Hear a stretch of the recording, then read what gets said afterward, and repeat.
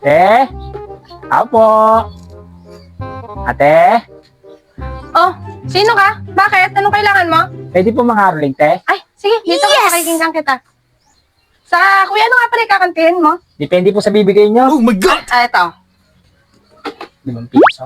Oh, gandaan mo kanta, ha? Sige, nasabihan kita. Sige, nasabihan kita. When? Ay, sandali kuya. Tapos na yon? Ate, 5 piso lang binigay mo sa mga karting 5 piso mo.